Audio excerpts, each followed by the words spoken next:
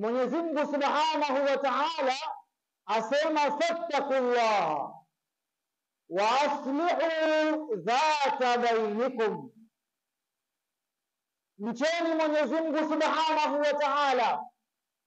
Fattaqullaha, Mwenyezi Mungu kakianza na kilima cha ittaqillaha, uweke ucha Mungu mbele, uweke kumwogopa Mwenyezi Mungu Subhanahu wa Ta'ala. Baada kuwa wewe umejipamba, umejiwekea sifa ya ucha Mungu, wa aslihu dhata bainikum, na msuluhishane baina yenu nyinyi kwa nyinyi. Mwenyezi Mungu Subhanahu wa Ta'ala ataka wanadamu wawe ni wenye kusuluhishana, wanadamu watakikana wawe ni wenye kupatana, wasiwe ni wenye kueneza chuki, wasiwe ni wenye kueneza fitna, wasiwe ni wenye kueneza maneno ambayo yatasababisha watu wawe ni wenye kupigana, watu wawe ni wenye kuteta, watu ni wenye kukorofishana kwa sababu ambazo kwamba zisizokuwa na maana. Mwenyezi Mungu Subhanahu wa Ta'ala, watu kama hao wenye kupigana, wenye kuteta, Mwenyezi Mungu Subhanahu wa Ta'ala hawapendi watu kama hao.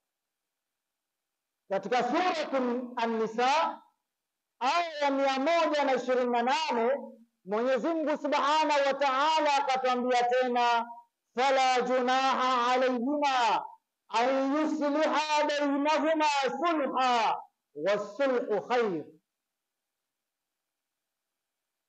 hapana kosa juu ya watu wawili ambao wao walioteta, ambao wao waliotoleana maneno, wafanye nini? An yusliha, kuwasuluhisha.